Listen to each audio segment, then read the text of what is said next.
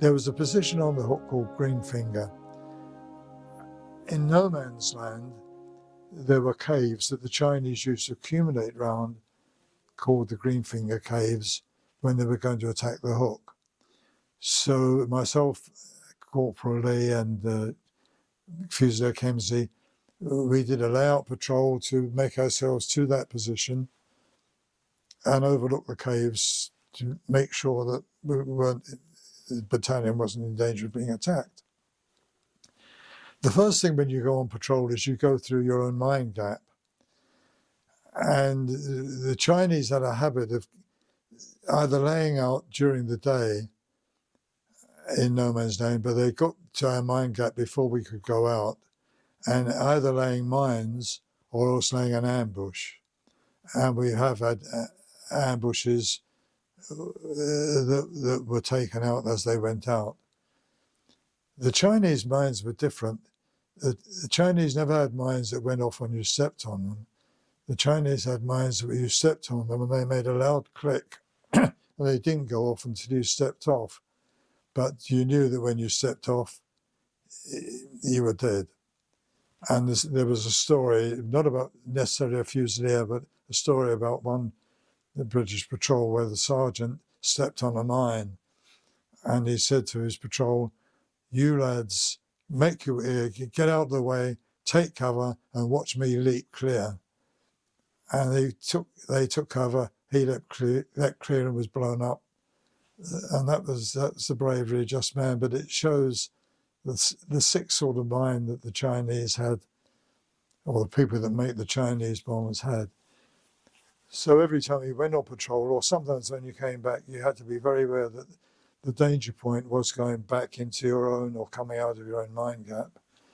Well, we did that patrol out on Greenfinger, and we were lying there, the three of us, and all of a sudden we heard quite a considerable movement in front of us, quite close, maybe 30, 40 yards, which was obviously a Chinese patrol of some size. We didn't know how big. And we could hear the whispering, like a bird cheeping noise. What you're supposed to do then is report back, bandits ahead, 40 yards, permission to retire. They're supposed to give you permission to retire, which you do, and then they ostensibly blow the Chinese up, shell them. Our 88 set is what the means of communication with our battalion was. They weren't what communication sets are like today. It didn't work because we never got permission to retire, so we were still there. Our artillery then opened up on us, and when I asked a couple of the artillerymen afterwards, they said they heard the burp guns, sound of the burp guns, the Chinese opening fire on you, so we thought you were dead, so we opened up fire. But they were opening fire on the Chinese, but also we happened to be with the Chinese. And I never realized, and you don't be lying there with your face very close to the earth, with lumps of shrapnel hitting the earth very close, that shrapnel is white hot when it lands. It goes red hot and then darker until it goes the colour we all know shrapnel.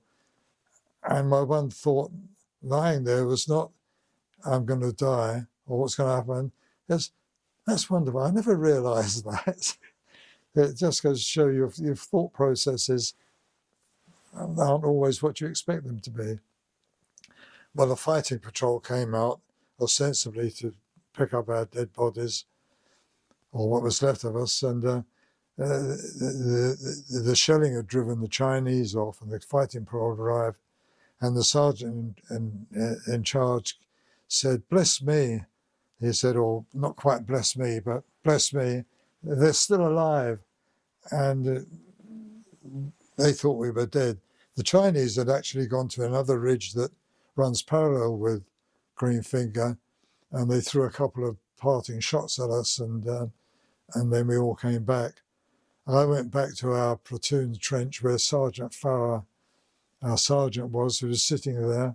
I walked in, and with true British phlegm, he looked up and said, "Oh, we thought you were dead." He said, "Do you want a cup of tea?" And that was probably the nicest cup of tea I had for a long, long while.